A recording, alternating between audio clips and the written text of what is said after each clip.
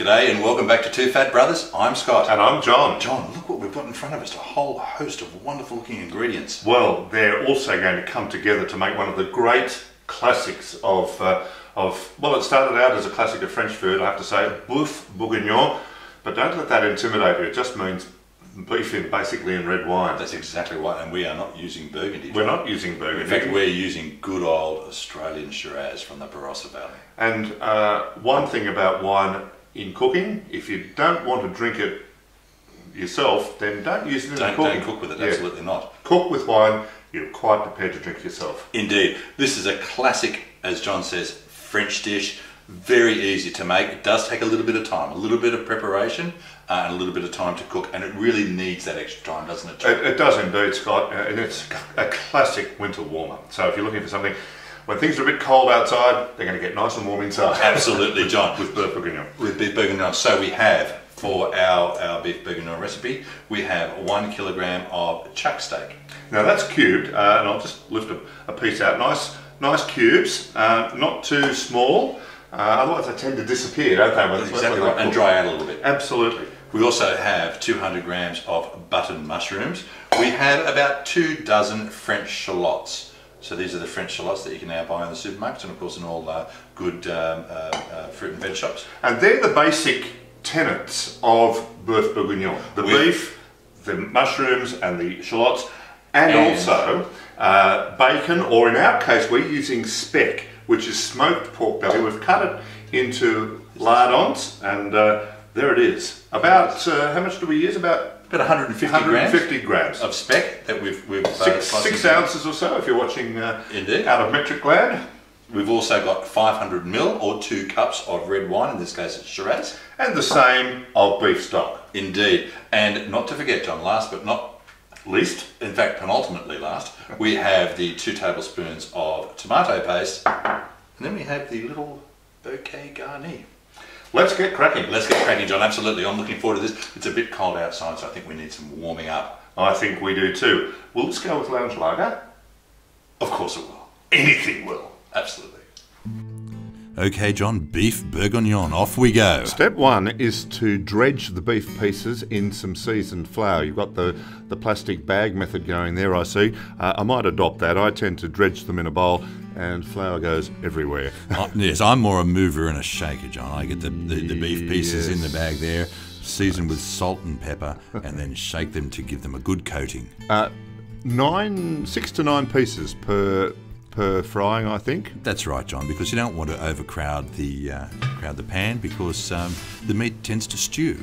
Well, it does, and we don't want that. Get the oil nice and hot, and then get the beef pieces into the oil. Of course, remember to shake off the excess flour. We don't want burnt flour accumulating on the bottom of the pan. That's right, John. Now we're looking for a nice crust here, but we don't want to overcook the meat at this stage. No, exactly. I tend to undercook them. That's a nice picture. That just really brown them all over, or grey them all over, I guess is probably more accurate. Because they're not going to be in there for 5 or 6 hours like beef cheeks or something like that. No, exactly, John. Exactly. So out they go. So they go out and go into a bowl, and the next step is to add the speck. Add the speck. Or the bacon, as we'd said.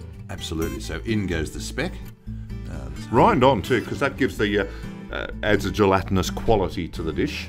And it helps with the thickening process, John. It does indeed. Just be careful too that some bacon and speck can spit a bit and absolutely jump around a bit in the pan. Yes, the shallots have just gone in, John. They're nice, those shallots. I like using shallots and leeks in cooking. So do I, John. Rather than onions a lot. Onions are fine in some dishes, of course, but those shallots add a lovely sweet oniony quality to the dish. Out they go. Now next, John, of course, we have the mushrooms. We have the 200 grams of button mushrooms. In they go. Getting a nice crust again. With mushrooms, be careful that the oil temperature hasn't dropped, because mushrooms can be like the blotting paper. They absorb everything, John. And we don't want sort of soggy, oily mushrooms here.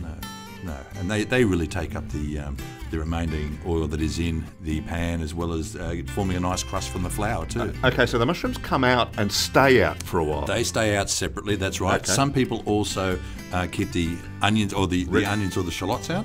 Red wine going in now. Red wine going in, just a little bit at a time because it can tend to splutter and spit a bit. So we're glazing the little crispy bits that are on the bottom of the pan up with that red wine. Lovely crispy bits that are left on the bottom there. Tomato paste. In goes the tomato paste. We're going to mix that around too a little bit to make sure it's well combined. Yep. And that just gives a little bit more depth to the eventual sauce that we're going to have. Absolutely. Absolutely. Got to get the last little bit of tomato paste out there, Scott. I always think it's important. Very important, John. Stir that around. Stir that around for a little while, that's right. Just make sure that's well combined. Then we're going to return the beef and the shallots to the pan, John. I just noticed the bouquet garni was tossed in then. Rather unceremoniously, I admit. If you had made it yourself, John, I would have treated it with the respect that it deserved. Next time the bouquet garni will come down with me, Scott. There goes the beef stock. In it goes, John, 500ml or 2 cups. And now we've added all the ingredients together, except for the mushrooms, and we're just giving them a stir. Absolutely, John. Bring to the boil. Bring to the boil, John. Exactly. And when it's boiling, we then move it back to the simmer hob. Back to the simmer hob, we then drop the heat and just and let it simmer on the lowest setting possible. Just let a ripple occur on the surface. That's it, John. And we let it simmer for 40 minutes. Next step, after 40 minutes, mushrooms go in, yeah? That's absolutely right, John. We're just going to give a bit of a stir. In the mushrooms go. A bit more of a stir around, John, and then we have 60 minutes. Okay. On that very gentle simmer, out goes the bouquet garni. Out goes the bouquet garni. It's done its job. Now, John, very important. Taste as we go. Taste as we go. Taste for seasoning. Absolutely. A little salt, but not much. Not a little. Yes, exactly, John. Just a bit of flaked salt there. Mixed again. Mixed again, of course, to make sure it's well combined.